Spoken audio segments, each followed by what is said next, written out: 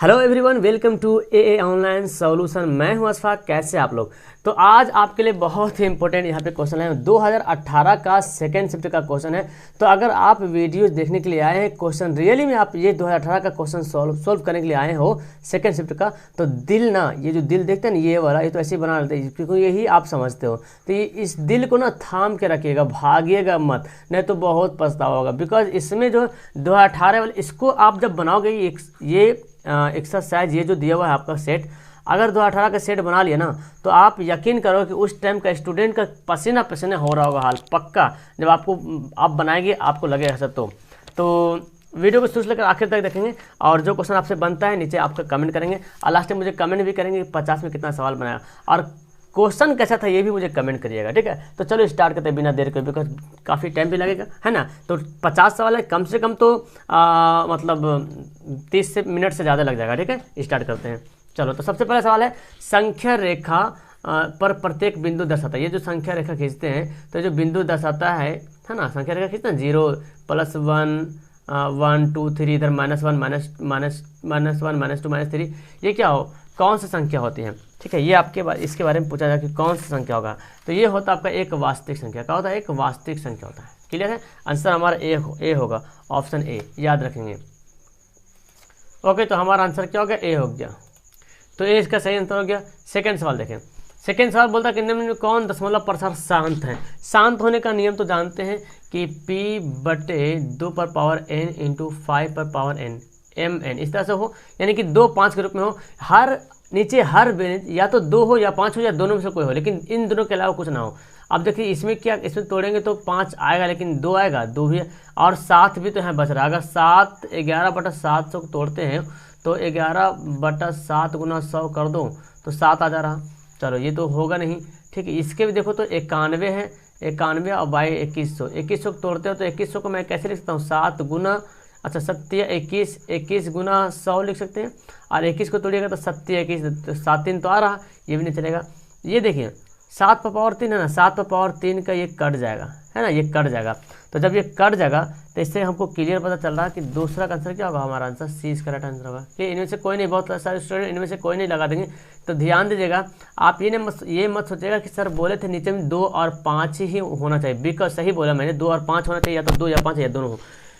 लेकिन अगर ऊपर से काटते तो काट सकते थे। देखो इसको काटेंगे तो 13 7 91, तो लेकिन फिर भी बच जाता है। अगर इसको काटते हैं लोग, यहाँ पे 7 गुना 3 करते हैं और यहाँ पे 100 करते हैं, तो 13 7 91 कट गया ऊपर, लेकिन यहाँ पे फिर भी 3 बच जा रहा है ना। ये तो 100 आ जाएगा 2 5 में, लेकिन 3 भी तो अड़ंगा लगा रहा है यहाँ पे आगे। तो ये 2 से 43 जो है यहाँ पे 7 का क्यूब होता है, 7 7 49 करो, फिर 7 से गुना करो, 7 9 7 63 के दिन बचा 6, 7 चौका 28, 28 6 34, देखो आ रहा ना। तो हमारा आंसर क्या होगा? सी इसका राइट आंसर होगा, ठीक है। अगला सवाल देखो, यहाँ पे बोलता है कि सबसे छोटी पूर्ण वर्ग संख्या, सबसे छोटी पूर्ण वर्ग संख्या जो 16 6 20 16 20 24 से भाज्य हो। तो सर पहले देखो इसमें पूर्ण वर्ग कौन है? ये वर्ग है, ये वर्ग है नहीं, ये वर्ग है, ये वर्ग है ही नहीं। तो वर्ग हमारा ये दिख, एक ये दिख रहा है, एक ये दिख रहा।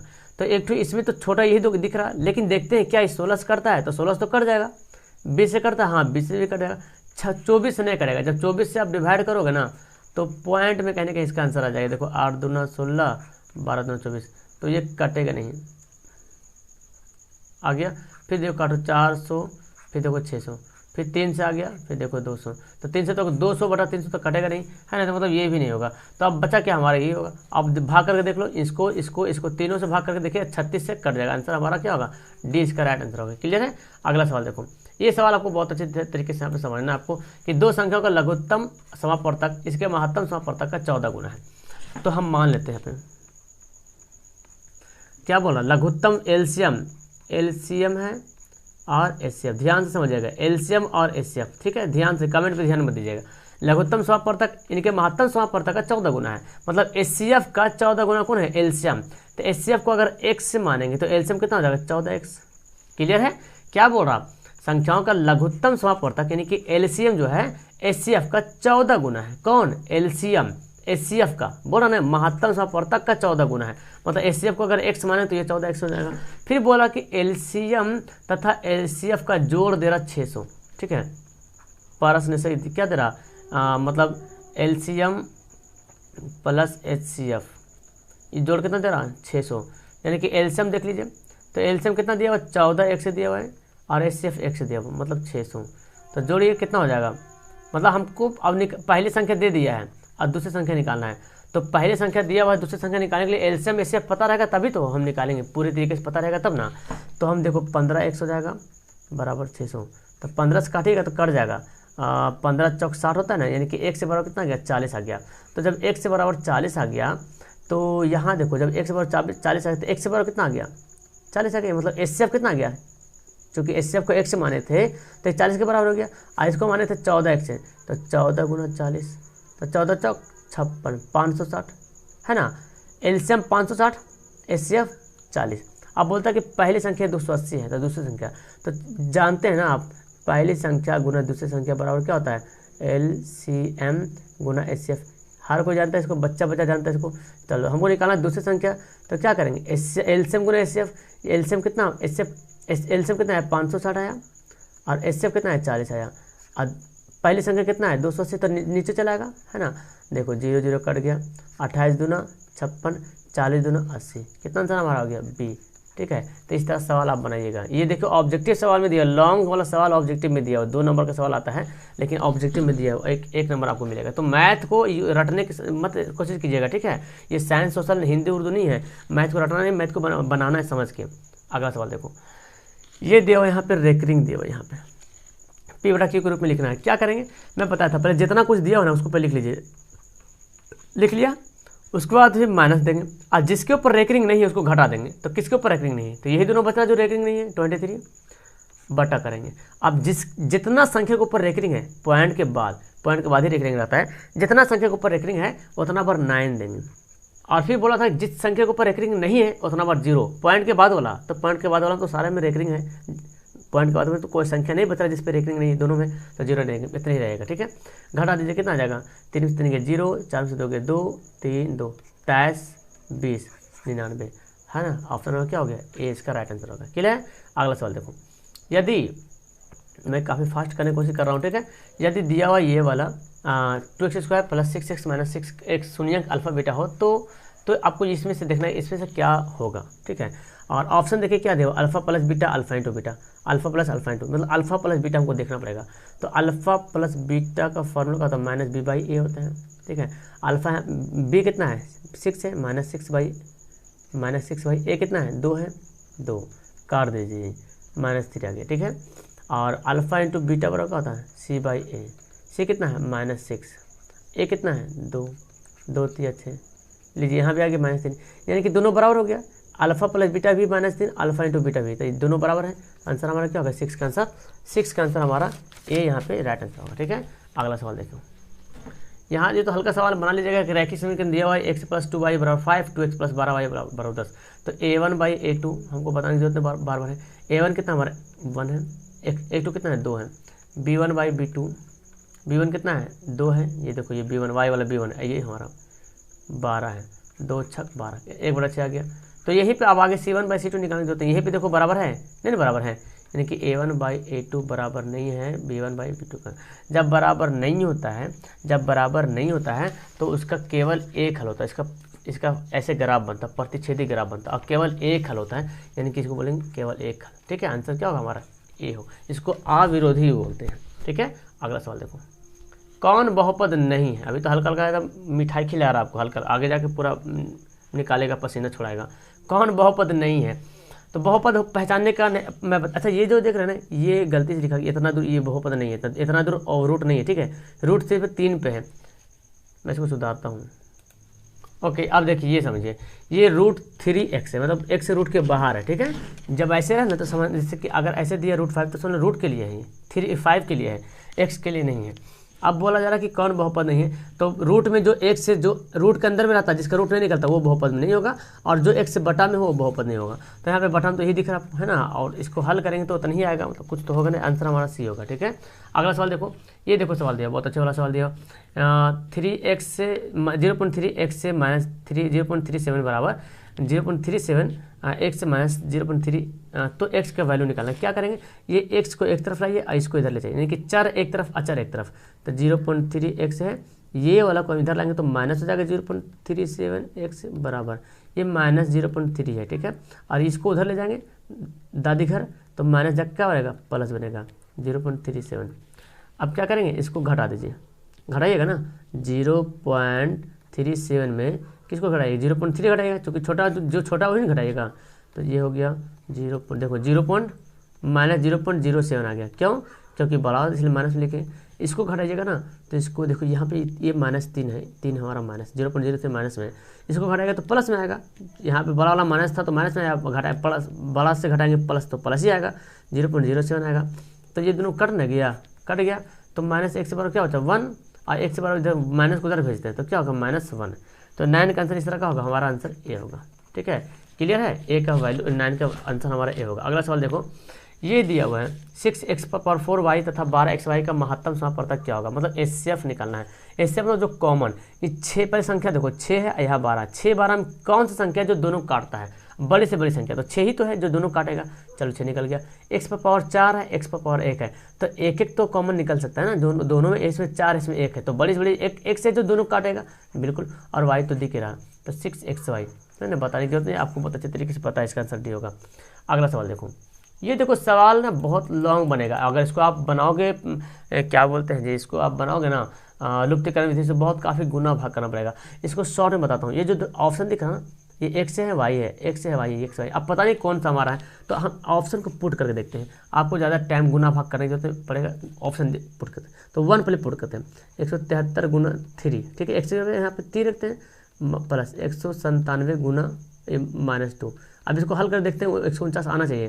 तो 3 तिया 9 और 7 21 के बाकी 2, 3 दूना 3 एकम 3 1 2 5, अब प्लस माइनस माइनस ये है ना, ये प्लस माइनस गुना है, ये माइनस 7 दूना 14 4 बचा 1, 9 दूना 18 19 9 बाकी 1 1 2 एकम 2 3, देखिए घटाइएगा आएगा, 9 में से 4 गया 5 आ गया, तो 149 है ना, तो आएगा नहीं। चलिए ये गया काम से, ये नहीं बनेगा, मतलब ये नहीं होगा।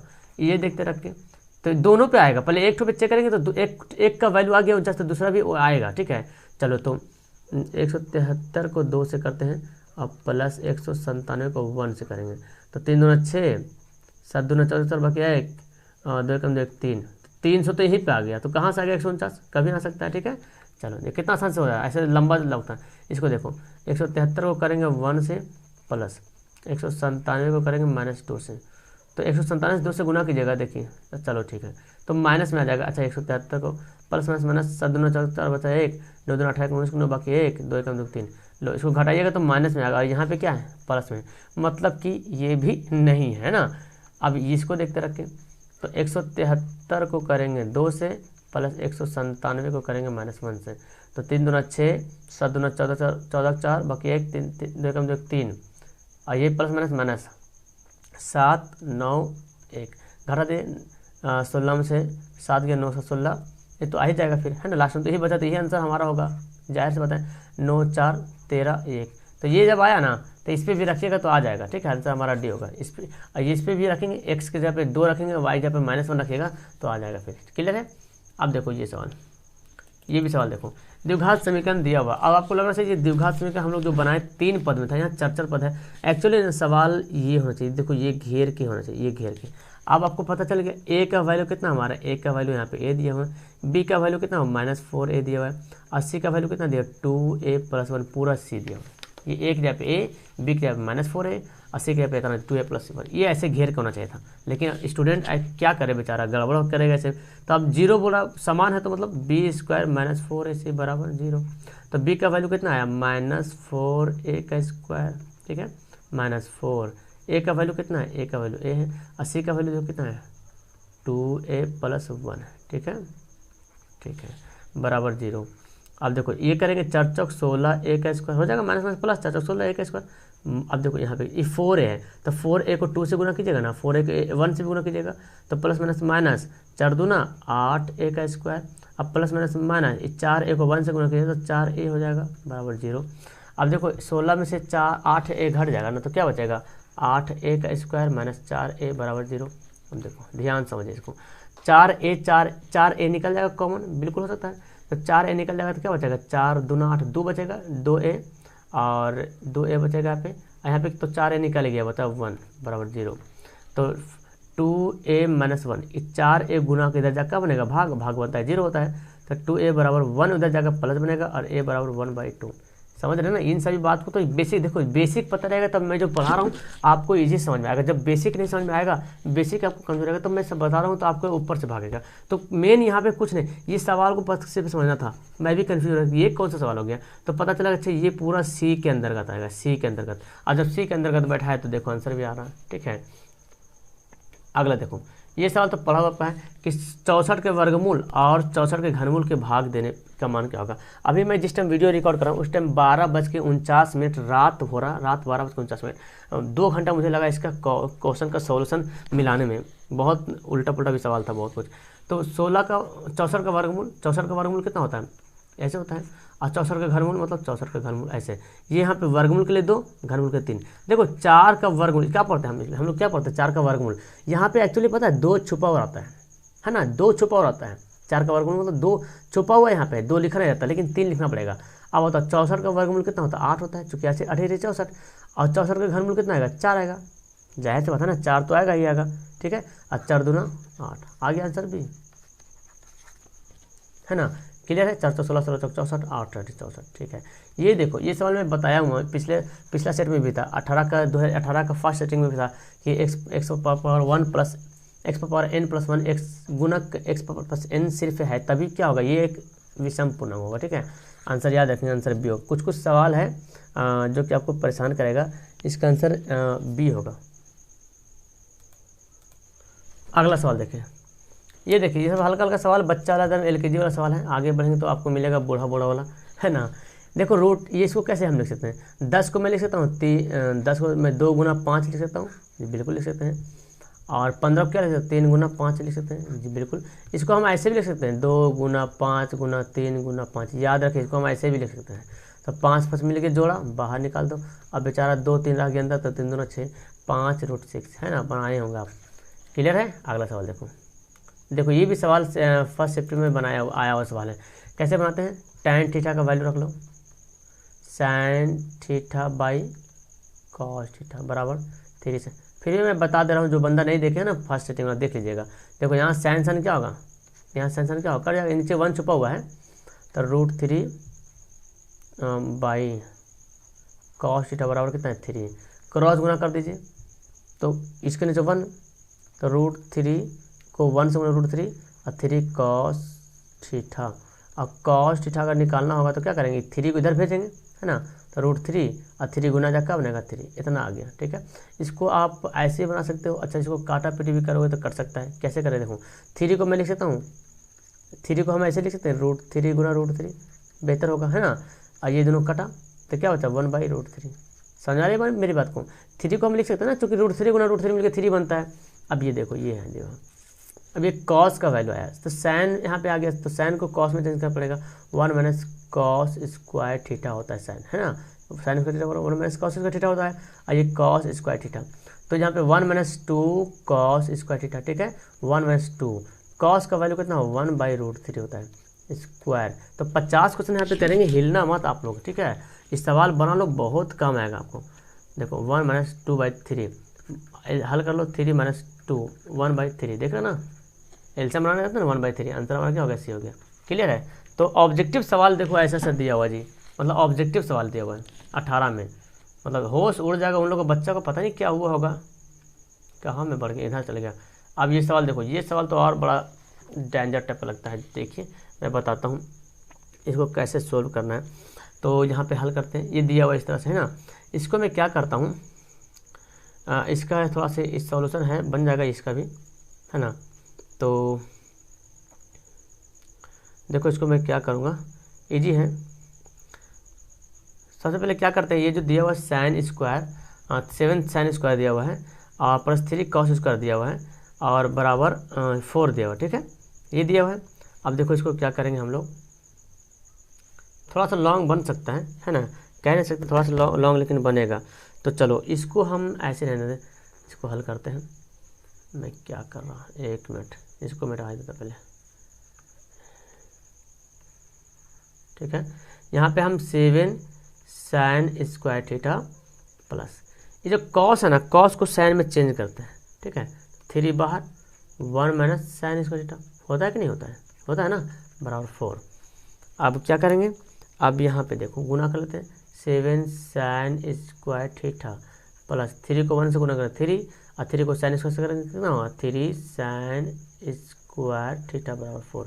यहाँ पे 7 साइन स्क्वायर थीटा, यहाँ पे 3 साइन स्क्वायर घट जाएगा तो क्या हो बचेगा, 4 साइन स्क्वायर थीटा प्लस 3 बराबर 4। आ गया, इतना दूर तो आ गया। ये 3 को उधर भागाइएगा ना, बोलिएगा ना जाओ दादी घर, है ना, तो 4 माइनस 3, अच्छा दादी घर में तो सबको रहता, नानी घर भगाओ सबको, दादी घर में तो सभी को है ना, क्या वो 1 आ गया। तो साइन स्क्वायर भी यहाँ पे आ जाएगा, साइन स्क्वायर थीटा बराबर 1/4, और स्क्वायर जब उधर भेजिएगा तो क्या बनता है, स्क्वायर बनता है जाके ओवर रूट बनता है, ठीक है, ओवर रूट बनता है। मतलब कि यहाँ पे हो गया है, इसको निकालेंगे तो 1 का तो 1 होगा और 4 का वर्गमूल कितना हो 2, साइन थीटा बराबर 1/2 हो गया। अब देखो हमारे sec theta plus cosec theta का वैल्यू लाना है, तो साइन आ गया, चूंकि साइन सेक को उल्टेंगे तो 1/sin हो जाएगा, ठीक है, ये समझ रहे, सेक को उल्टेंगे तो 1/sin हो जाएगा, और कॉसेक को उल्टेंगे तो 1/sin हो जाएगा, और सेक को उल्टेंगे तो 1/cos हो जाएगा। अब कॉस का वैल्यू भी निकालना पड़ेगा, कॉस का वैल्यू कितना होता है, तो चलो मैं यहीं पे कॉस का वैल्यू निकालता हूँ, ठीक है।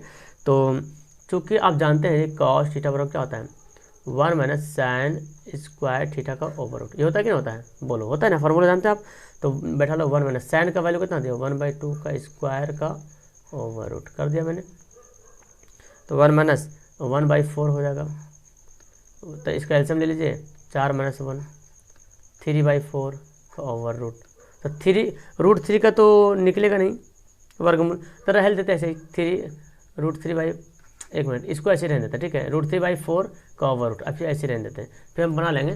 तो चलो अब इसको देखो,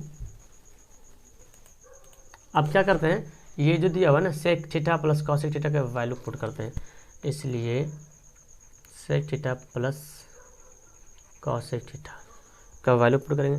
तो सेक को मैं क्या लिख सकता हूँ, 1/cos थीटा, और कॉसेक को क्या लिख सकता हूँ, 1/sin थीटा। कॉस का वैल्यू कितना आया आपको पता है, कॉस का वैल्यू √3/4 का ओवर रूट आया, इतने आया ना, ठीक है, और साइन का वैल्यू कितना है, 1/2 आया, ये आ गया। अब इसको क्या करेंगे, अब हमको इसको हल करेंगे तो आसान थोड़ा कुछ करना पड़ेगा, चलो आज कुछ तरीका अपनाना पड़ेगा। यहाँ पे अलग है, ये अलग है इधर से, तो देखो 1/√3 का तो वर्गमूल नहीं निकलेगा जी, 4 का निकल जाएगा 2, ठीक है, यहाँ पे 1/1/2, तो ये 2 ऊपर चल जाएगा, इधर ऊपर तो गुना, ये बड़ा वाला भाग है, अब भाग को उल्टेंगे तो क्या गुना हो जाता है, तो 2 चला गया ऊपर, तो 2/√3 हो गया, यहाँ पे क्या हो गया, ये 2 ऊपर चल जाएगा तो 2/1 आ गया। अब यहाँ पे क्या करेंगे, यही तो मेरे ख्याल से बोल रहा, ऑप्शन में ये दे रहा क्या, √3 प्लस 2, 2/√3 प्लस 2/1 मतलब वही हो गया 2/√3 प्लस 2, है ना, 17 का आंसर क्या हो गया हमारा बी, यहाँ पे राइट आंसर हो गया। क्लियर है, समझ में आया सवाल को, इजी सवाल है, कुछ है नहीं इसमें, कुछ दम नहीं है, बनाना पड़ेगा। ये देखो क्या है, 5 cos थीटा प्लस 3, देखो 22 मिनट हो गया, अभी टाइम लगेगा, ठीक है, इसलिए जाना मत, सवाल सीखना तो बनाओ। cot थीटा, तो यहाँ पे क्या करेंगे, cot थीटा बराबर 3/5। अब आपको पता है यहाँ पे cot बराबर क्या होता है, ये पढ़े है ना, लाल कक्का में बताया था आपको, ठीक है, लंब आधार कर्ण, लंब आधार लंब, कर्ण कर्ण आधार, तो cot बराबर क्या था आपको पता है, b/p होता है ना, cot बराबर b/p होता है। तो h कैसे निकालेंगे, तो h निकालते हैं 3 का स्क्वायर प्लस 5 का स्क्वायर, ऐसे तो करते हैं h निकालने के लिए, तो 3 3 9 5 5 25, 25 9 कितना 9 5 9 4 9 4 9 5 13, 9 5 14 4 बाकी 1 34, √34 होता है ना। ओके, ये आ गया हमारा, ये हमारा कर्ण आ गया, मतलब h आ गया, ठीक है। अब इस पर सेट करते हैं, देखो सवाल पे, ये सवाल पे, ठीक है, क्या दिया हुआ है, इसलिए 5 साइन थीटा दिया हुआ है, तो साइन बराबर क्या होता है, लंब बटा कर्ण, लंब कितना हमारा 5 है ना, ये तो है लंब, ये देखो सामने लंब है, ये 3, और कर्ण कितना है 34 का ओवर रूट, ठीक है, प्लस माइनस है, और ये दिया हमारा यहाँ पे 3 कॉस बराबर क्या होता है, आधार बटा कर्ण होता है, मतलब b/k होता है, तब b कितना है 3 है, और k कितना है कर्ण बोले तो √34 है, ये हो गया। अब देखो नीचे वाला भी देख लें, 4 साइन बराबर लंब बटा कर्ण तो वही 5/√34 हो गया, 34 है रूट में, माइनस ये प्लस है, सॉरी प्लस है ना, देखो प्लस यहाँ पे है 3 × 3√34। तो पहले तो यहाँ पे एलसीएम वगैरह ले लिया करो, ठीक है, एलसीएम वगैरह लीजिएगा तो ज़्यादा आसान होगा। तो चलो यहाँ पे कुछ लंबा बनेगा, थोड़ा सा टेंशन मत लीजिए, घबराइए मत, बन जाएगा। यहीं पे पहले बनाते एक लाइन यहाँ पे आ जाएगा। तो क्या करेंगे यहाँ पे 25 एल्सियम ले लीजिए, सब थोड़ा सा करते, ठीक है। देखो रूट 34 एल्सियम ले लेता हूँ मैंने, हो गया एल्सियम। तो 34 कटेगा तो क्या बचेगा 25, ये 34 कटेगा तो 3 3 9, यहाँ भी ले लो 34 एल्सियम। तो 34 भाग कट जाएगा, देखो ये 34 है ना, कट जाएगा तो 5 चौक 20 माइनस 3 3 9, तो ये 34 गया काम से, भाग को गुना में पलटेगा तो जाएगा ना। तो 25 में से 9 घटेगा, कितना हो जाएगा 16, और ये 20 में से 9 घटेगा तो 11, 16/11। सॉरी ये जोड़ था ना, ये प्लस था तो प्लस ही देना पड़ेगा हमको, हम माइनस क्यों दे दिए यहाँ पे, ये प्लस है ना, ये प्लस है तो यहाँ भी प्लस होगा, तो 29 हो जाएगा फिर 16/29। तो जो कि ऑप्शन में तो दिख नहीं रहा है ना, ऑप्शन में है ही नहीं ये, इसमें तो ऑप्शन भी नहीं दिया हो, ऑप्शन नहीं दिया मतलब सवाल में ही कुछ ऐसा था दिया हुआ है एग्जाम में। चलो तो फिर मैंने आपके लिए यहाँ पे ऑप्शन कर दिया 16/29, ठीक है, ऑप्शन हमारा बी। कभी कभी क्या होता है ना गाइड में भी, यानी कि जो क्वेश्चन बैंक उसमें क्वेश्चन प्रिंट करने में दिक्कत होता है, तो 16/29, ठीक है, समझ में आ गया। अगला सवाल देखो, देखो ये सवाल देखो, ये आपको दिया हुआ है sin x degree by sin a, तो दोनों तरफ sin है तो sin काट सकते हैं, तो x डिग्री बराबर a आ गया। अब देखो पाई डिग्री 1 पाई डिग्री बराबर होता है 180 डिग्री, रेडियन होता है 1 पाई, रेडियन बोलते हैं इसको 1, तो 1 रेडियन बराबर कितना होगा 180/पाई होगा। तो यहाँ पे x के बारे में बोल रहा है, यानी कि 1x, यानी कि इसके जगह पे, तो जगह पे पुट कर देंगे 180/पाई, तो फिर हमारा a का वैल्यू कितना 180/पाई, 180/पाई, आंसर क्या होगा 19 का आंसर ए होगा राइट आंसर। क्लियर है। अगला सवाल देखो, ये तो जानते हैं इसको बनाने के लिए इजी है, tan 15 है, tan 70 को साथ मिलाइए तो tan 90 माइनस थीटा करते हैं ना। चलो आपको बताना पड़ेगा क्या, tan 15 into tan 70 into tan 75, अच्छा नहीं 15 70 नहीं चलेगा, अच्छा ये उल्टा मैं बोल दिया हूँ, उल्टा चलेगा, ये 75 और 15 चलेगा है ना, तब न होगा 90, tan 15 इंटू tan 75 और tan 20 इंटू tan 70, तो इन दोनों को हल करते हैं, तो किसी एक को चेंज कीजिएगा ना, इसको तो 1 आ जाएगा, इसको भी चेंज कीजिएगा, जानते हैं ना tan 90 माइनस थीटा वाला फॉर्मूला जानते हैं, तो इसको हल कर लीजिए, ठीक है। अगला सवाल देखो, ये सवाल जानो, सूरज की किरण का झुकाव 45 से बढ़कर 60 डिग्री हो जाता है, तो एक मीनार की छाया 50 मीटर बढ़ जाता है, घट जाता है, यानी कि ये है समझो, ये सवाल ही शायद आया वो उसमें सवाल, सूरज की किरण 45 था पहले मान लेते 45 था, और घट के कितना हो गया 60, मतलब कि यहाँ पे आ गया होगा है ना, क्योंकि जितना करीब जाएगा कोण उतना ज़्यादा बनेगा, तो 60 हो गया। पहले था 45 डिग्री पे, अब बन रहा 60 डिग्री पे, ठीक है। तो पूरा 50 मीटर घट गया, ये 50 मीटर क्या घट गया, तो मीनार की ऊंचाई निकालिए। अब आप किसी से भी निकालो, मीनार की ऊंचाई को मैंने एच मान लेते हैं, इसको मैंने एक्स मान लिया, ठीक है।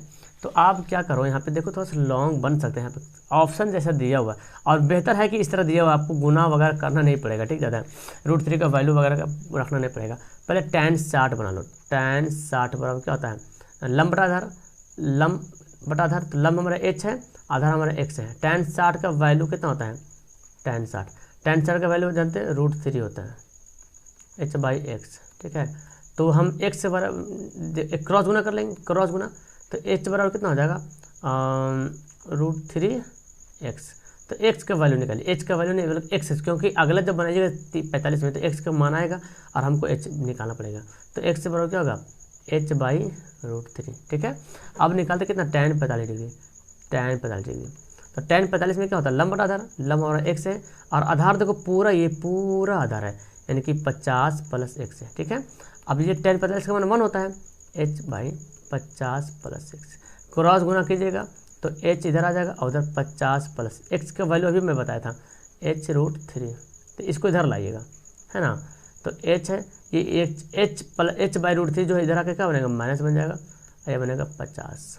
अब क्या करेंगे एलसीएम ले लीजिए, चलो एलसीएम ले लिया मैंने, तो √3h - h बराबर 50, ठीक है।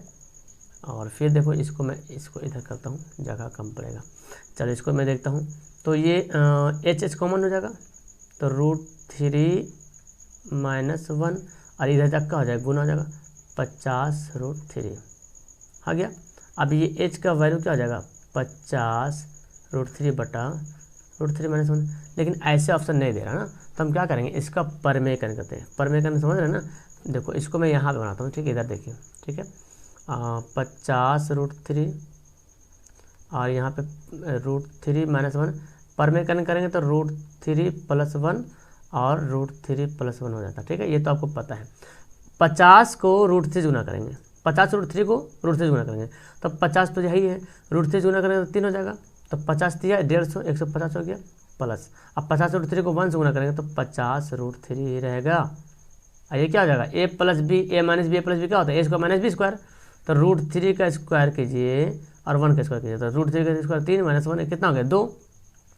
यहाँ पे देखो कितना आ गया 50 यहाँ पे ले लो कॉमन, ईजी हो जाएगा, है ना, या तो ऐसे रहने दो 150 आगे है जगह, हाँ जगह है आगे, मैं ही कंजूसी गिर कर रहा था, कहाँ चला गया मेरा 150। यहाँ पे क्या करते हैं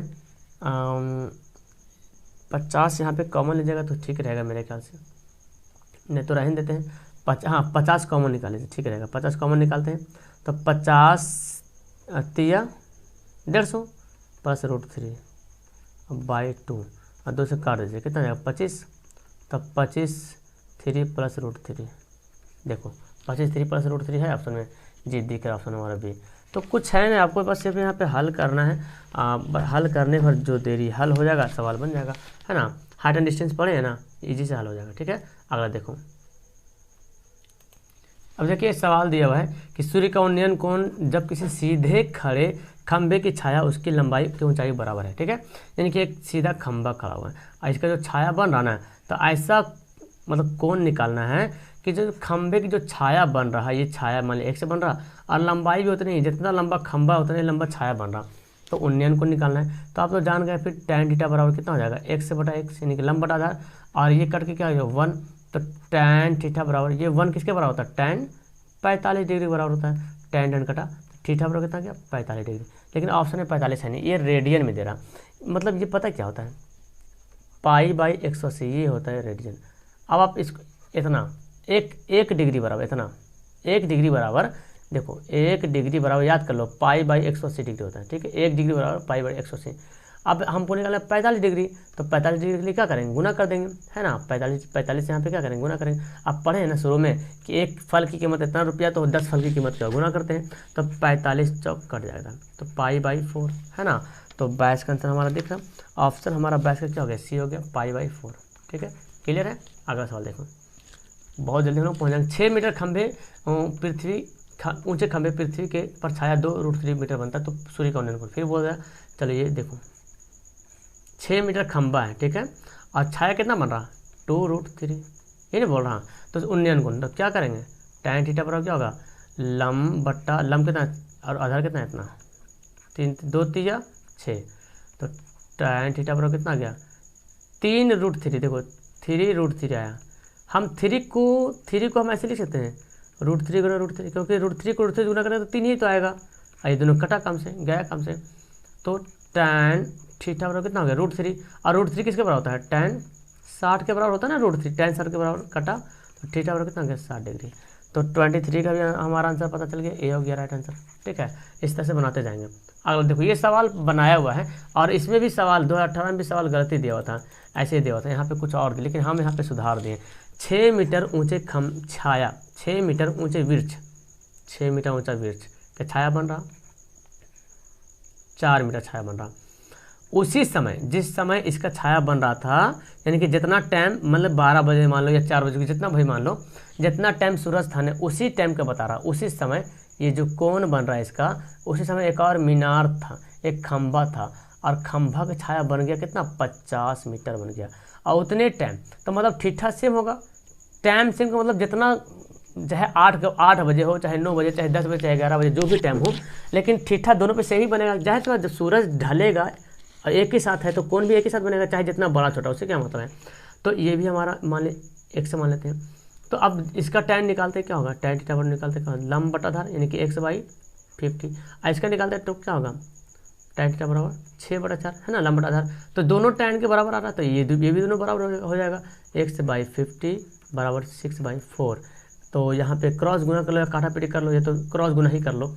4x से बराबर क्या हो जाएगा 6 × 50 और x से बराबर क्या हो जाएगा 6 × 50/4। काटो 3 दूना 6, 2 दूना 4, 25 दूना 50, 25 या 75, है ना। हमारा आंसर क्या होगा डी होगा, इसका आंसर डी राइट आंसर होगा। ठीक है, अगला सवाल देखो।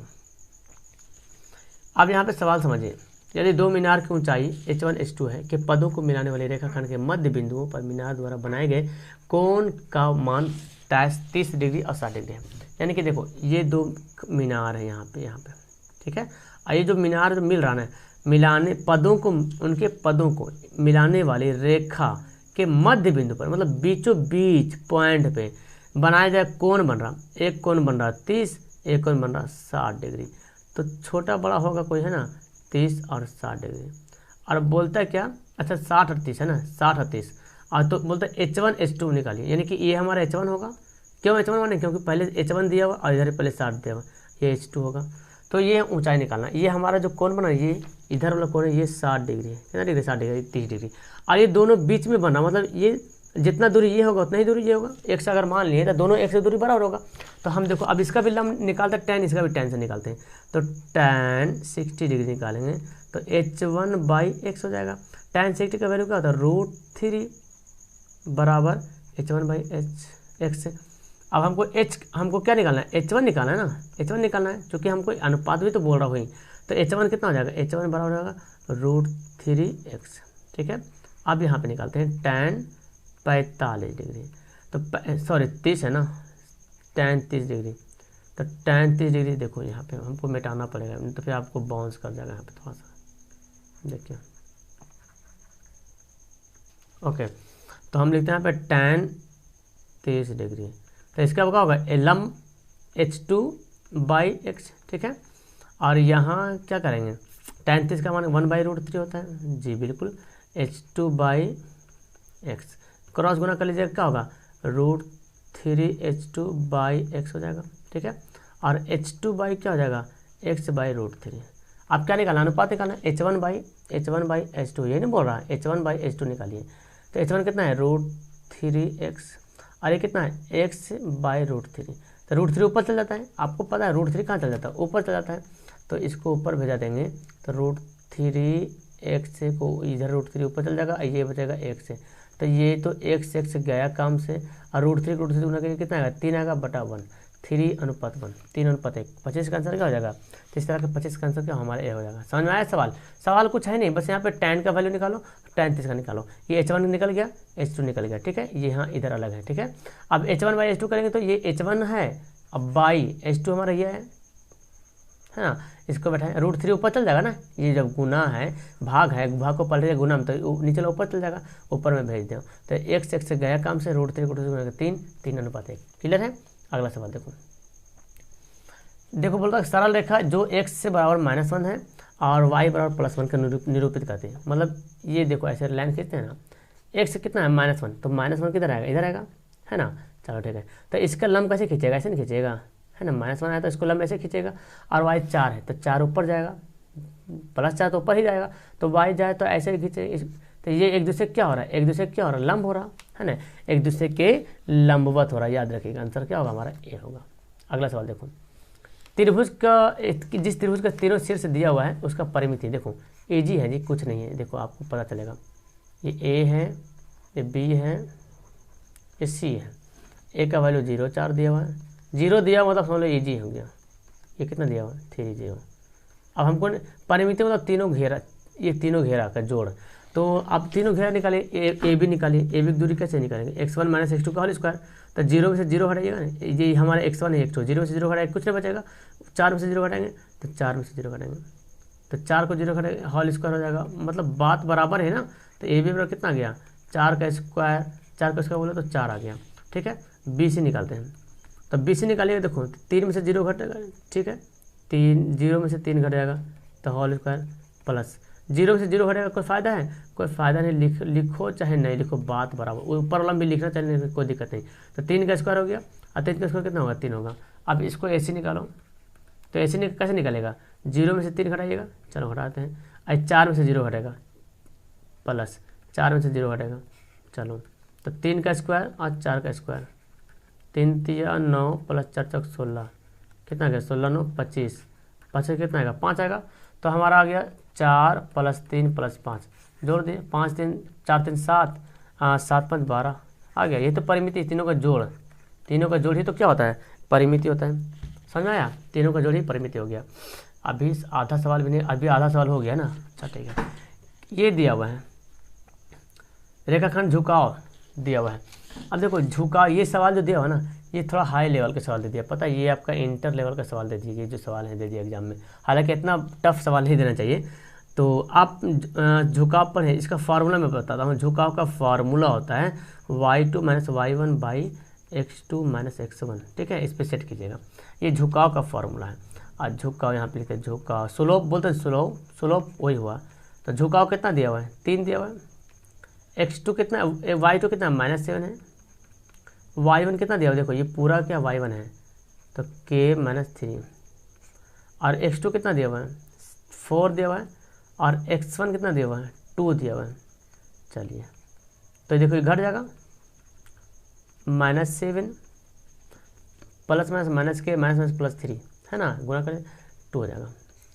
ये 3 दूना किधर हो गया, 3 दूना 6 हो गया, और -7, अच्छा ये इसको कर लीजिए ना, -7 में से 3 घटेगा तो -4 -k, ठीक है। -4 को इधर लाइए तो +4 हो जाएगा बराबर -k, तो 10 बराबर -k, तो k बराबर -10। ऑप्शन दे रहा, हाँ ऑप्शन दे रहा तो रहा, k बराबर -10 है ना, ये हो गया आंसर। क्लियर है, k का वैल्यू क्या हो गया 1 हो गया। चलो ये देखो, ये कटान बिंदु बोल रहा हूँ, क्या करेंगे, ये हमारे, ये तो हमारा है x की जगह -2, मतलब x यहाँ पे कहीं ना कहीं x आएगा -2 में, तो इसका कहाँ खींचेगा, अच्छा ठीक मान लेते हैं यहाँ पे खींचा, ठीक है -2, y के कितना +3, तो कहीं पे जाएगा, यहाँ पे जाएगा, तो इसको कैसे मिलाएगा, यहाँ इसका है, ये बिंदु मिलाइएगा ना, इसको ऐसे मिलाइएगा, इसको ऐसे मिलाइएगा, तो x कितना -2 है और y कितना 3 है, तो वही बिंदु जो हमारे x यहाँ पे y 3 वही दे रहा, मतलब -2 और 3 ही होगा हमारा। 29 का आंसर क्या होगा, ये होगा।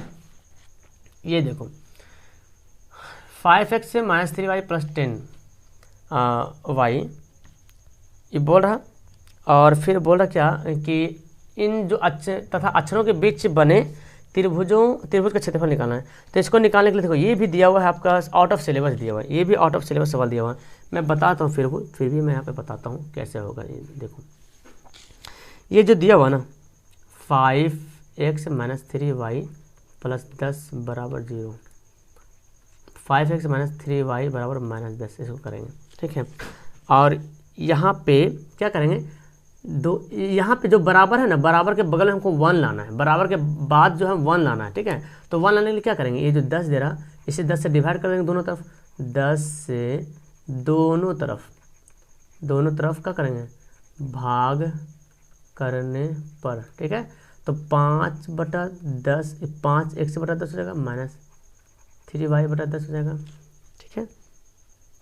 यहाँ पे कर सकते हैं ऐसा, और यहाँ पे -10/10, तो ये तो कट जाएगा ना हमारा, ये तो कट जाएगा, तो काट दीजिए यहाँ पे। चलिए -10 से डिवाइड करेंगे, सॉरी -10 से डिवाइड करेंगे, -10 से, तब ना यहाँ पे आएगा 1, -10 से -, तो ये हम डिवाइड करेंगे तो 1 से बटा -2 बचेगा, है ना।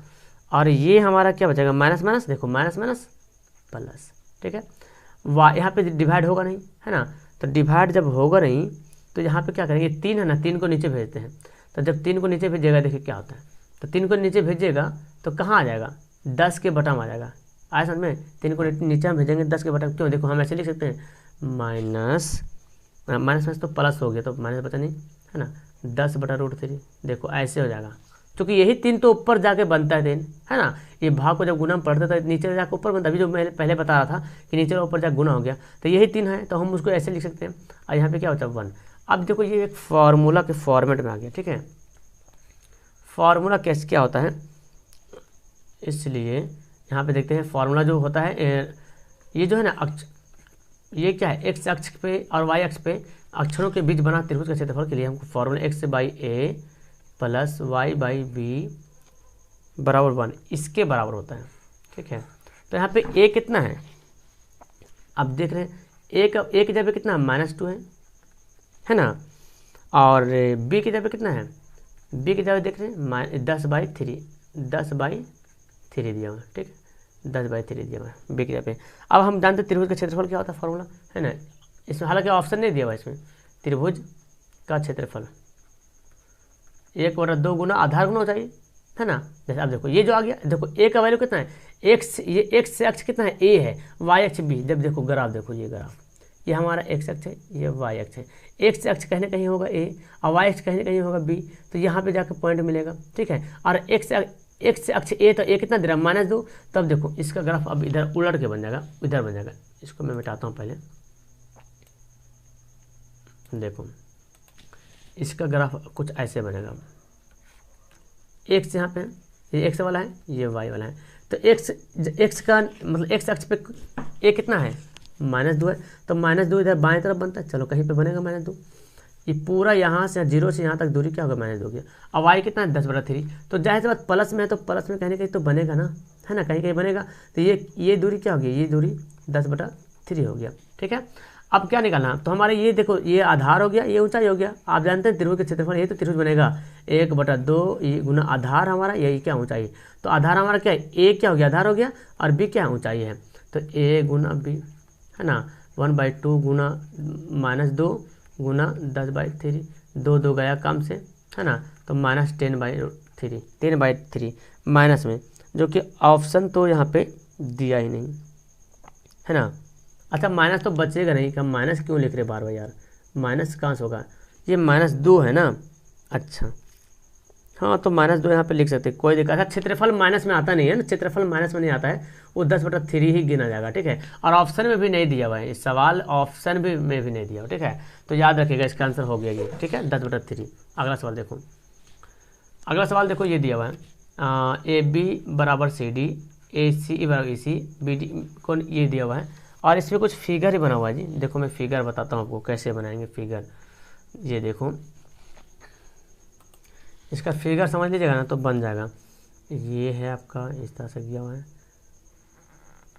ठीक है। और यहाँ से ये बिंदु आया और यहाँ से इधर गया, ये कोण इस कोण के बराबर है और ये कोण जो है इसके बराबर है, ये बोल रहा, ठीक है।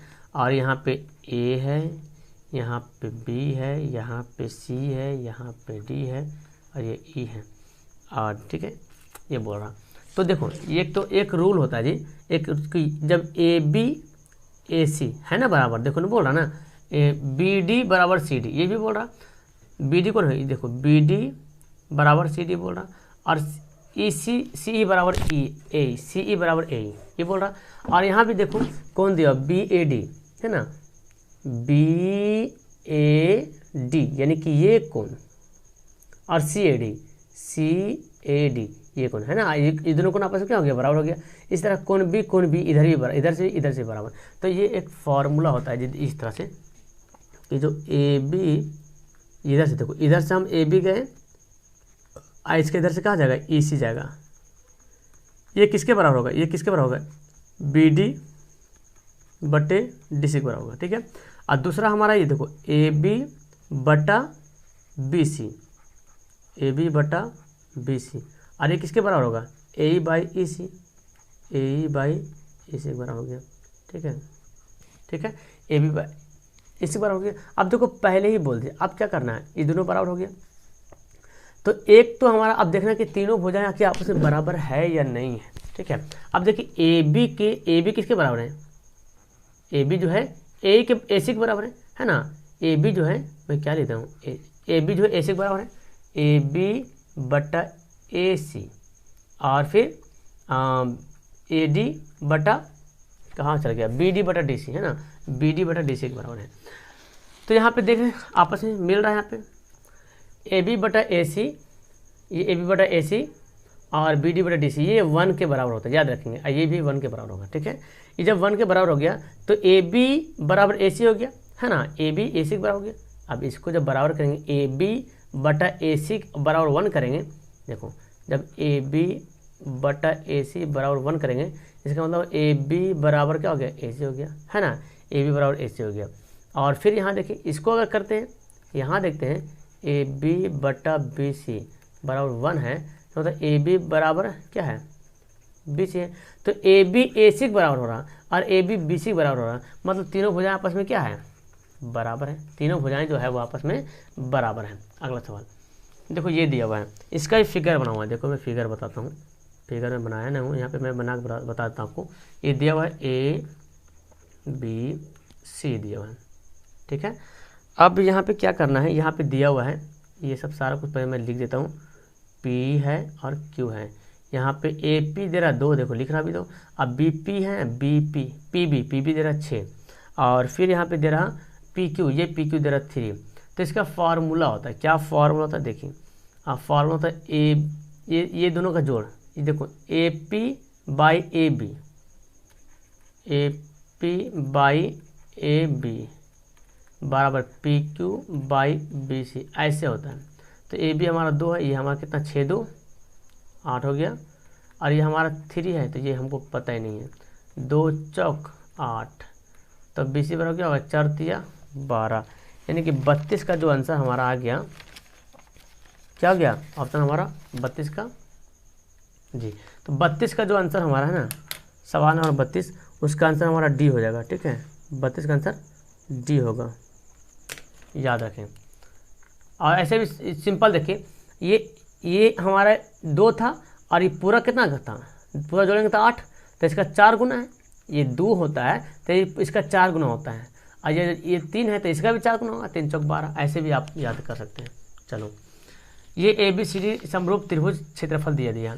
आपको पता है जब 2 त्रिभुज समरूप होता है, त्रिभुज ए बी सी का क्षेत्रफल होता है बट्टा त्रिभुज डी ई एफ का क्षेत्रफल जो होता है वो उसके संगत भुजाओं के वर्गों के बराबर होता है, यानी कि ई सी बाई बी सी का स्क्वायर होता है।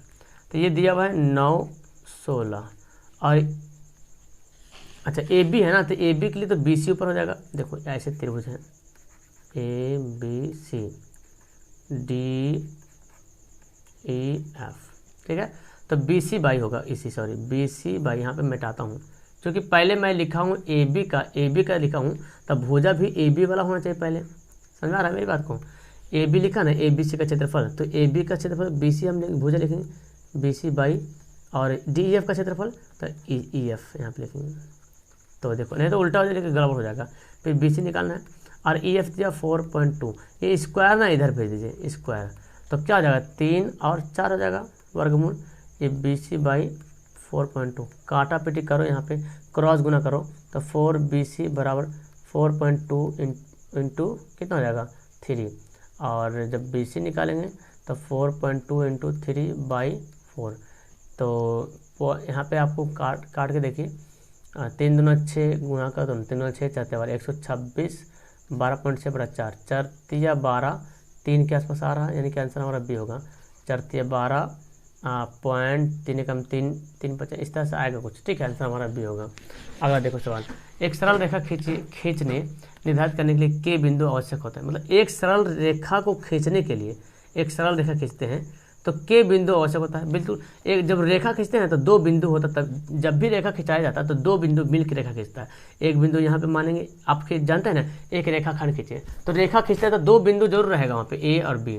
तो इसको अगर पूरा के बिंदु खींचा तो एक के यहाँ पे, एक के यहाँ पे, कितना क्या हो गया 2 क्या हो गया है ना, कितना क्या हो गया 2 हो गया, बिल्कुल हमारा आंसर सही हो गया। अगला सवाल देखो 35 नंबर सवाल, 35 में भी आपका फिगर बना हुआ है, मैं बताता हूँ आपको कैसे बनाना है। तो बहुत जल्दी हम लोग 50 कंप्लीट करेंगे। ये दिया हुआ दोनों समरूप समांतर हैं त्रिभुज, समांतर त्रिभुज नहीं है, ये देखो ए बी सी ये मिला दो, और यहाँ पे डी, ठीक है। अब क्या बोलता है, ए डी 2 है, डी बी 3 है, ए दे 1.6, आई इसे निकालना, लो कितना हल्का हो गया। तो ये तो जानते हैं ना, ये तो इजी है, ए डी बटे डी बी बराबर ए ई बटे ए सी, ए डी 2 ये 3 और 1.6 ये कुछ नहीं, एक्स मान लो कुछ और क्या। तो देखो 2x बराबर 1.6 गुना 3 और x बराबर क्या होगा 16 3 48 बाई 2, 2 दूना 4 2 चौका 2.4, दिख रहा आंसर 2.4, आंसर 35 का क्या हो गया बी हो गया। क्लियर है, आंसर हमारा बी हो गया। अगला सवाल देखो, ये देखो सवाल बड़ा अच्छा सवाल है, इसको समझिए कि ठीक 4:24 अपराह्न मतलब 4 बजे तो शाम को घंटे की सुई दोपहर के बाद कितने डिग्री कौन घूमेगी। तो पर इसको आप समझना फिगर से। देखो ये हो गया घंटे की सुई। आप मुझे बताओ कितना घंटा सुई कितना बार घूमेगा कि 360 डिग्री कौन बनेगा। अब पहले बोल रहा कि 4:24 हो रहा, तो अगर यहाँ पे 1 है 12 बज रहा है, यहाँ पे 1 बज रहा, यहाँ पे 2 बज रहा है, यहाँ पे 3 बज रहा, तो 4 यहाँ पे बनेगा, ठीक है। और यहाँ पे 5 बजेगा, यहाँ पे 6 बजेगा। तो घंटे की सुई यहाँ पे 4 पे आ गया, 4:24 यानी कि 4 तो बज गया और 4 से थोड़ा सा आगे बढ़ गया। 4 पहले बजा और 4 से थोड़ा सा आगे मतलब बढ़ गया, अभी 5 नहीं बजा, 4:30 भी नहीं हुआ, कम है, ठीक है। 4:24 तो पहले जानिए कि 4 घंटा पहले गया है। जब भी गिनेंगे तो 4 घंटा शुरू से गिनेंगे, है ना। 4:24 मतलब 1 से गिनेंगे, 0 से गिनेंगे, तो 0 हमारा 12 के आसपास 0 माना जाता है। तो देखो घंटे की सुई है, कौन सुई, तो 12 घंटा, घंटे की सुई 12 घंटा घूमेगा तो कितना डिग्री कौन बनेगा। जब 12 घंटा घूम लेगा तब ये 1 राउंड चलेगा नहीं चलेगा, बोलो आप। सुबह रात 12 बजे घूमेगी तो ये दिन एक बार चक्कर लगाया तो दिन 12 बजेगा, मतलब 12 घंटा जब घूम लेगा ना तो घंटे वाले सुई तो 360 डिग्री कौन बनेगा। तो 1 घंटे में कितना डिग्री कौन बनाता है, 12 गुना कर दो, भाग कर दो, 12 × 36 30 डिग्री कौन होता है। 1 घंटा में 30 डिग्री कौन बनाता है। तो 1 घंटा यहाँ पे, 2 घंटा, 3 घंटा, 4 घंटा, तो 4 बजे तक तो हमारा कितना डिग्री कौन बन गया, 30 × 4 यानी कि 120 डिग्री कौन बन गया। अब हमारा क्या बचा 24 मिनट। तो 1 घंटा में 30 डिग्री, तो आधा घंटा में 30 मिनट में कितना डिग्री बना होगा, है ना। 30 मिनट में कितना बना होगा, तो अब बोलिए 30 मिनट में कम से कम 15 डिग्री बना होगा, बिल्कुल। अब यहाँ पे 24 हो रहा, तो अप्रोक्स में माना जाए तो 12 डिग्री के आसपास में आता है, ठीक है। तो जो लीजिए 132 डिग्री, ठीक है। कितने डिग्री कौन घूमेगा, लगभग यही 36 का आंसर हमारा डी हो जाएगा, 132 डिग्री, ठीक है, अप्रोक्स में, ठीक है। अगला सवाल, किसी त्रिभुज के तीनों लंब से मिलान बिंदु को कहते हैं। देखो ये सवाल जो दिया ना पागल टाइप का सवाल है, और ये आपका लेसन का नहीं दिया हुआ है, ये मतलब क्या होता है जनरल तैयारी वाला 18 का सवाल है, तो पसीना छूट गया होगा बच्चे लोग का। और आप लोग अभी तक बना रहे हो तो समझ में आ रहा हो कि कैसा कैसा सवाल दिया हुआ है। और देखो 1 घंटा भी होने वाला है। चलो तीनों भुजाओं के लंब, इसका एक लंब यहाँ, इस भुजा का लंब, इस भुजा का AC का लंब ये हो गया, और इसका लंब। मिलान बिंदु जहाँ पे मिलता है ना, इस बिंदु को बोलते हैं लंब केंद्र। क्या बोलते हैं, लंब केंद्र बोलते हैं, याद रखिए इसको क्या बोलते हैं, लंब केंद्र बोलते हैं। यानी कि लंब का जो मिलान बिंदु उसको बोलते हैं लंब केंद्र। इसको कुछ करेंगे, याद करने होते हैं। 2 वृत्त एक दूसरे को बाहर से छूते हैं, 2 वृत्त एक दूसरे को बाहर से छूते हैं, टेढ़ा बना रहा मेरा, ठीक है। दोनों वृत्त की से एक साथ गुजरने वाली स्पर्श रेखा कितना बनेगा, तो एक स्पर्श रेखा तो देखो यहाँ भी बन रहा, एक स्पर्श रेखा तो देखो ऐसे बनेगा, और एक स्पर्श रेखा ऐसे बनेगा। तो कितना स्पर्श हुआ, 3 स्पर्श रेखा हुआ। आंसर हमारा क्या हो गया, सी हो गया।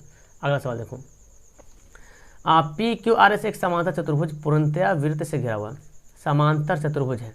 अब देखो वृत्त से घिरा हुआ है, समांतर चतुर्भुज में सभी भुजाएं क्या होती है, समांतर चतुर्भुज के आमने सामने की भुजाएं क्या होती है, बराबर होती है, आपको पता है, ठीक है, दे दिया मैंने, ओके। तो अब यहाँ पे बोल रहा कि ये क्या नहीं हो सकता। देखो समकोण विषमकोण त्रिभुज चतुर्भुज हो सकता है, चतुर्भुज तो पहले बात बन ही गया है। विषम कोण अलग अलग बन सकता है ना, तो हो जाएगा। वर्ग भी बन सकता है, चाहे तो अगर पूरा बराबर से बनाएंगे तो वर्ग बन जाएगा। लंब समलंब चतुर्भुज बन सकता है, अगर इसको हम ऐसे बना दें, है ना, इसको मैं ऐसे बना दूं, ऐसे ले लूं, और यहाँ से इसको जीवा कम पे ले लूँ, एक मतलब ज़्यादा में ले लिया, ये एक यहाँ पे ले लूँ, ठीक है, और एक यहाँ पे ले लूँ। अब इसको मैं मिलाऊंगा तो थोड़ा सा ये झुका सा बन सकता है ना, अगर इसको ऐसे करेंगे तो देखो ऐसे, अगर देखो ये हमारा लिया, एक ये लिया, और एक यहाँ पे लिया, तो एक इधर गया, देखो है ना, ये समलंब बन जाएगा अगर मिलाएंगे तो यहाँ पे। तो आयत लेकिन नहीं बन सकता, आयत बनेगा तो उसके लिए लंबाई चाहिए अलग और चौड़ाई चाहिए, तो यहाँ पे आंसर क्या होगा, सी होगा, ठीक है, याद रखिएगा। अगला सवाल देखो, अब जो ये 40 नंबर सवाल है ना, ये मैं आपको होमवर्क दूंगा, ठीक है। अब मैं फिगर बनाता हूँ, ये देखो दिया हुआ ऐसे, और ये एक व्यास इधर से गया, इसको मैं होमवर्क दूंगा, आप लोग इसको बनाना, और नहीं बनेगा तो भी मुझे कमेंट करना, बने या ना बने मुझे कमेंट करना, ठीक, कितना आंसर इसका आता है, और फिर मैं तो बता ही दूंगा। और मैं बताऊंगा जो 5 सवाल जो सब्जेक्टिव में पढ़ाता हूँ ना, उसमें मैं इसका डिस्कस कर दूंगा, टेंशन मत लीजिए, पहले आप ट्राई कीजिए इसको। ये दिया हुआ 40 यहाँ पे, और इधर दिया हुआ है 30 डिग्री, ठीक है, और इधर दिया हुआ है 50 डिग्री, और ये हमारा है PQRS। तो RPS निकालना, RPS ये वाला कोण निकालना, ये कोण निकालना है, ठीक है। ये कोण कितना डिग्री होगा इसको निकाल के बताइए हमको, ठीक है, बनता कि नहीं बनता। फिर आपको होमवर्क दे, इसको होमवर्क समझ लो, ठीक है, बनाओ। बनेगा या अगर नहीं बनेगा तो भी मुझे कमेंट करना कि नहीं बना सर, जो भी हो, है ना, मैं इसको ऐसे भी सोल्व करके बता ही दूंगा, ठीक है। फिलहाल आप इसको होमवर्क के रूप में लीजिए। 80 सेंटीमीटर त्रिज्या के आधार वृत्त, 80 सेंटीमीटर त्रिज्या के आधार वृत्त 20 सेंटीमीटर ऊंचाई वाले बेलन के क्षेत्रफल तथा सतह पृष्ठ के क्षेत्रफल का अनुपात निकालना है। तो आधार वृत्त है ना तेरा यहाँ पे, तो बेलन का ही निकालना है कुल पृष्ठ क्षेत्रफल और उसका वक्र पृष्ठ के क्षेत्रफल का अनुपात। और त्रिज्या कितना दिया, R यहाँ पे दे दिया 80 सेंटीमीटर, ऊंचाई कितना दिया 20 सेंटीमीटर। तो बेलन का कुल पृष्ठ का क्षेत्रफल और वक्र पृष्ठ का क्षेत्रफल का निकालना, क्या अनुपात निकालना है। तो कुल पृष्ठ का क्षेत्रफल क्या होता है, 2 पाई RH, पाई R into R plus H, ये ना होता है पाई R into R plus H होता है, और ये होता है 2 पाई RH होता है। तो इसका 2 पाई R होता है जी, सॉरी 2 पाई R into R plus H होता है। बेलन का संपूर्ण पृष्ठ का क्षेत्रफल का फॉर्मूला ये है। तो अब इसको बैठा लीजिए। पाई का मान तो मैं बैठाने से कोई फायदा नहीं, पाई को काट देते हैं। 2 R का वैल्यू कितना दिया हुआ है, R का वैल्यू दिया 80, और दोनों में R सेम भी है, ये भी जानिए दोनों में R सेम है। तो यहाँ से हम R को काट के हटा दें, क्योंकि R दोनों में सेम ही है, वही है ये बेलन, तो 2 बच गया। और यहाँ पे R प्लस H, तो यहाँ पे नहीं काटेंगे, यहाँ पे 80 प्लस 20, और यहाँ पे अनुपात है ना, तो ये अनुपात देना पड़ेगा हमको, और 2 गुना कितना 20, तो देखो कितना हो गया 100, तो 200 हो जाएगा, गुना करेंगे। और ये क्या मैं दे रहा हूँ, 240, 0 0 कटा, 4 25 20, 5 अनुपात 1 आ रहा। तो ऐसा है ना, आप यहाँ पे देख रहे थे 5 अनुपात 4 लिखा होता, मैं 5 अनुपात 1 कर दिया, यही आंसर होगा, क्योंकि रियल में यही है आंसर, यही है। क्या था ना, मतलब जो क्वेश्चन बैंक है उसमें आंसर में मिसप्रिंट है, क्वेश्चन छापने में प्रिंट मिसप्रिंट है, इसलिए आंसर भी कंफ्यूज हो जा रहे हैं। तो खैर आंसर तो हमारा जो सही हकीकत तो हकीकत ही रहेगा ना, झूठ झूठ ही रहता है, सच सच रहता है। बेलन तथा शंकु के आधार वृत्त के त्रिज्या का अनुपात दे दिया, ठीक है। बेलन तथा शंकु, बेलन का भी त्रिज्या और शंकु की त्रिज्या और उसका ऊंचाई दे दिया, तो आयतन का अनुपात निकाल। तो बेलन का आयतन क्या होता है, पाई R स्क्वायर H होता है, और शंकु का क्या होता है 1/3 पाई R स्क्वायर H। तो पहले पाई तो खल्लास कर दो यहाँ से। R कितना है बेलन का 3 का स्क्वायर, H कितना है बेलन का 2 है, ऐसे लिखो 2 है इंटू, यहाँ पे 1/3 है, यहाँ पे R कितना है 4 का स्क्वायर, और H कितना है 3 है, तो ये 3 गया काम से, 3 3 9 9 27, और 4 4 16 है ना, 4 का स्क्वायर 16 हो जाएगा। अब ये तो कुछ यहाँ पे कर सकते हैं, तो फिर ये गलती मैं कर 3 3 9 9 18 होगा, फिर मैं गलती किया, 3 3 9 9 18 होगा, और ये हो गया 2 4 4 16, तो मेरे से भी गलती हो जा रहा है, खैर है, ठीक है ना। तो फिलहाल आंसर हमारा है, कोशिश कीजिएगा इसको, और काफ़ी रात हो गई है, कम से कम 2 बजने वाली है। इसको मैं पढ़ा रहा हूँ जिस टाइम। ये दे घन का आयतन दिया हुआ है और इसका पृष्ठ क्षेत्रफल निकालना है, कैसे निकालेंगे चलो। तो आज चाहे जो हो जाए हम इसको तो बना के छोड़ेंगे, अब तो करीब है 700 वाला। घन का आयतन दिया हुआ है, तो घन का आयतन के मतलब समझ रहे हैं ना। तो घन का आयतन हम क्या करेंगे, घन का आयतन जानते हैं फॉर्मूला, भुजा का क्यूब बराबर 27 44, ठीक है, ये दिया हुआ है। अब क्या करेंगे, इसको निकालने के लिए हम तो पता है कि ए का निकालेंगे तो 27 44, ए का ओवर रूट क्यूब।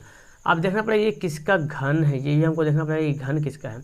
तो ये है मेरे ख्याल से ये जो घन है ये 14 का घन है। कितना घन है 14 का, 14 को आप 3 बार गुना करोगे, 14 को 14 गुना 14 गुना 14, ठीक है, तो 27 44 आ जाएगा। तो ए बराबर आ गया। अब पृष्ठ क्षेत्रफल निकालना किसका, घन का, तो क्षेत्रफल का फॉर्मूला क्या होता है 6 गुना भुजा स्क्वायर, ये होता है ना 6 गुना 14 का स्क्वायर, 14 का स्क्वायर कितना है 196 है ना। तो ये हो गया 14 का स्क्वायर हो गया 196, और उसको 6 से गुना कर दीजिए, तो आ जाएगा आपको कितना, इसको गुना कर देंगे तो आ जाएगा 17 76 आ जाएगा, जो कि ऑप्शन में नहीं दिख रहा है यहाँ पे। किताब वाले भी हद करते हैं यार, मतलब ऑप्शन ही को झाप देते हैं। मतलब एग्जाम में तो आया हुआ रहता ही है, लेकिन अभी देखें 2-3 सवाल मैंने आपको दिखा दिया ना। मतलब जिसके पास जो क्वेश्चन बैंक लिए होंगे तो क्वेश्चन बैंक सिर्फ क्वेश्चन बैंक देख करके उसका आंसर सर्टिफाइड मत करना। बहुत सारे स्टूडेंट क्वेश्चन बैंक खरीदे होंगे, मुझे पता है, उसमें इतना सारा आंसर गलत दे हुआ, इतना सारा आंसर गलत दे हुआ, मतलब कचाहीन हो गया आंसर गलत का। ठीक है, तो उसका आंसर पे विश्वास मत करना, सभी आंसर गलत नहीं है ना, कुछ गलत। अब कौन सा गलत है क्या पता, लेकिन आप मैथ बनाओ, पता चल जाएगा कौन सा गलत है। ठीक, पढ़ रहे तो पता चलेगा ना।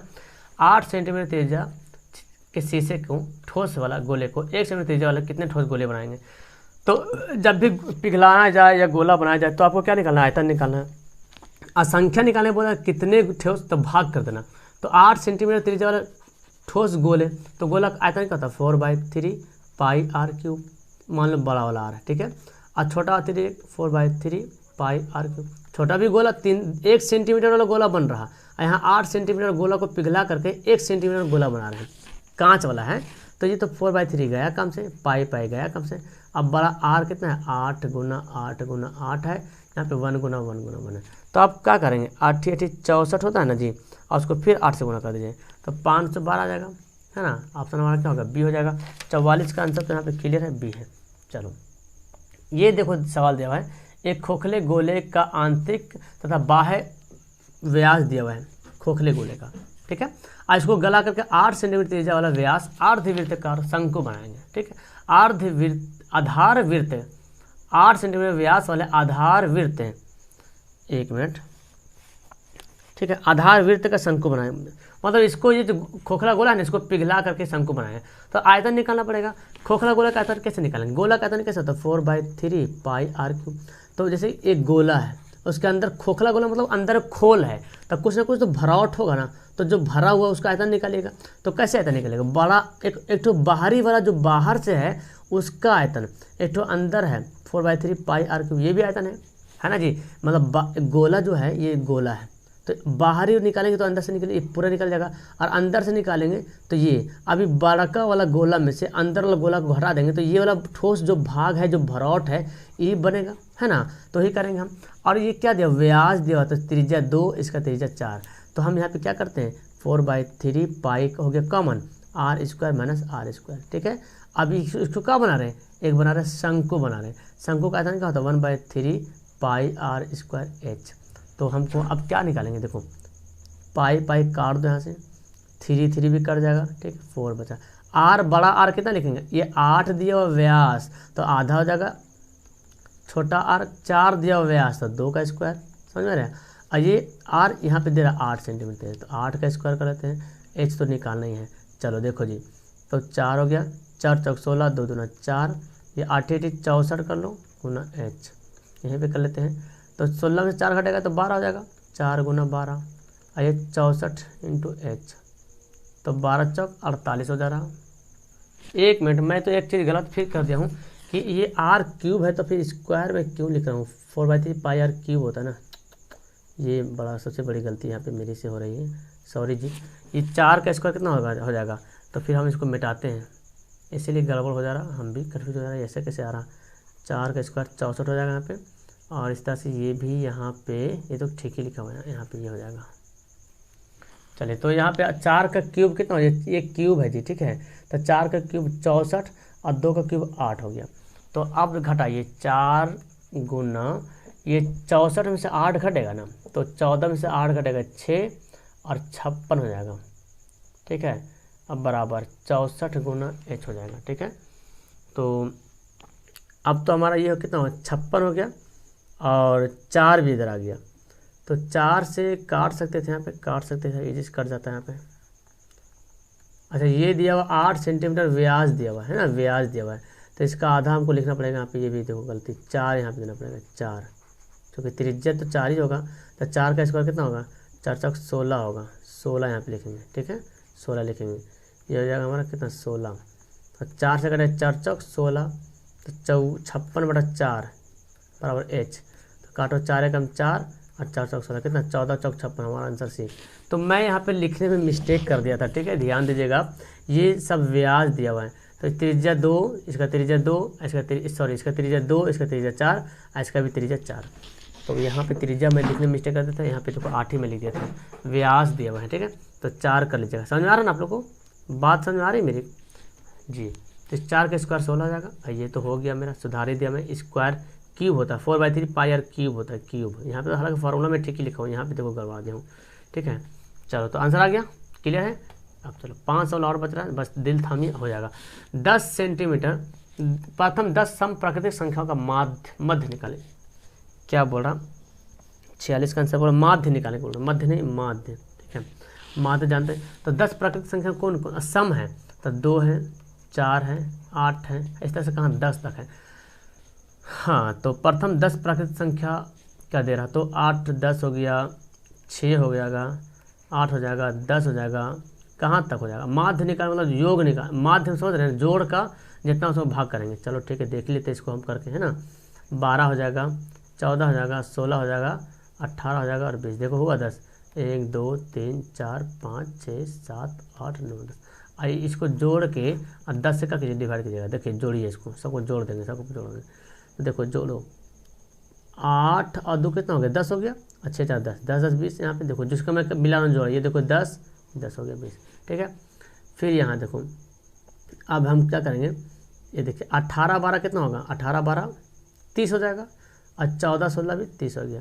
तो 10 यहाँ पे ये 10 20 और 30, ठीक हो गया। और ये देखो 18 12 30 हो गया, 30 हो गया, और 14 16 30 हो गया, 30 हो गया, और ये अलग से 20 लिखा हुआ बाहर में देखो। तो 30 3 90 110 बटा 10 काटो, कितना आ गया, 11 आंसर आ गया। 46 का आंसर क्या हमारा हो गया, सी हो गया राइट आंसर, ठीक है। अगला सवाल, तोरण खींचने के लिए वर्ग अंतरालों को होना चाहिए। तोरण जब आप बनाते हैं ग्राफ में तो इसके लिए आंसर हमारा भी अपवर्ज्य होना चाहिए, ठीक है। अगला देखो, ये देखो सवाल, ये सवाल समझने वाली सवाल है कि माध्य को 1 से मान लिया, माध्यिका को y मान लिया, बहुलक को। तो आपको ये फॉर्मूला होता है बहुलक बराबर 3 गुना माध्यिका होता है, समझे। 3 गुना माध्यिका माइनस 2 गुना माध्य, ये होता है, ये आप याद रखेंगे। तो फिर अब इस सबका वैल्यू पुट कर लेते हैं। ये आपको सवाल आपका रहेगा दिया हुआ, बहुत बार कभी ना बहुलक दिया रहेगा तो बहुलक निकालने के लिए ऐसा दिया रहेगा और आपको निकालेंगे। कभी कभी जो होता है ना कि 2 पीस दिया हुआ सेम सेम, तो बहुलक कैसे निकालेगा, यही फॉर्मूला पे आपको बैठाना पड़ेगा, ठीक है, यही फॉर्मूला पे। चलो तो बहुलक कितना दिया हुआ, 1 से यहाँ पे जेड दिया ना बहुलक, चलो जेड में, और 3 गुना एक्स माध्य कितना दिया, एक्स 3x हो गया। चलो ये 2 गुना माध्य, ये माध्यिका है ना, अरे यार मैं क्या लिखा हूँ, माध्यिका दिया हुआ y दिया हुआ है और माध्य दिया हमारा x, ठीक है, x दिया हुआ है। अब हमको देखो इस फॉर्मेट में लाना है, यहाँ पे इस फॉर्मेट आ रहा है, देखो x माइनस वाई आ रहा है, वही तो मिल रहा। ये z इसको 3y लिख लीजिए, इसको 2x लीजिए, ज़्यादा बेहतर होगा। अब देखो ना ये इस फॉर्मेट तो आ ही नहीं रहा, तो क्या करेंगे, दोनों तरफ x घटा लीजिए, ठीक है, दोनों तरफ x घटाते हैं। तो इधर भी x घटा लेंगे और इधर भी x क्या करेंगे, घटा लेंगे। देखो x घटाएं, इधर से इधर भी घटाएं। अब इधर घटा लिए हैं तो हम इसको सुधार के लिख सकते हैं, जेड माइनस एक्स कर सकते हैं ना। और ये देखो 3y, और ये देखो माइनस 2x और 1x कितना हो गया, 3x हो गया। तो जेड माइनस एक्स, 3 कॉमन लीजिए तो y माइनस एक्स, देखिए दिख रहा होगा आपको, मैंने जेड y माइनस एक्स से दिख रहा, y माइनस एक्स, और x माइनस वाई भी आप कर सकते हैं। यहाँ पे आपको सुधारना पड़ेगा, 3x माइनस 3y, इसको प्लस करना पड़ेगा। चलो तो हम इसको सुधार लेते पहले, ये तो गलती हो गई, ये तो ऑप्शन भी नहीं दिया हुआ है, तो हम आएगा, ये मेरा ऑप्शन तो दिया और इस तरह से मिलेगा हमारा। ये तो आ गया जेड माइनस, ये तो समझ आ गया, यहाँ पे ई लाइन समझ आ गया। अब क्या करते हैं, 3x को इधर लाते हैं तो आ गया, और 3y को इधर लाते हैं, बात वही है, मतलब माइनस प्लस बन जा रहा। और देखो ये x से उधर जा क्या बनेगा, प्लस बन जाएगा, और z क्या बन जाएगा, माइनस बन जाएगा। तो यहाँ पे 3x minus Y, X minus Z, मतलब वही बात बोल रहा है, एक्स माइनस वाई खाली हमको लाना था। ये देखो क्योंकि x प्लस में यहाँ भी दिख रहा है, यहाँ भी प्लस दिख रहा है, यहाँ भी प्लस दिख रहा है, इसलिए हमको x से दोनों तरफ प्लस ले जाना पड़ेगा, ठीक है। अब देखो ये सवाल, ये तो खैर जानते हैं कि 2 सिक्कों को उछालें, तो 2 सिक्कों को उछालें तो या तो हेड आएगा या तो 2 सिक्कों को एक साथ उछालेंगे।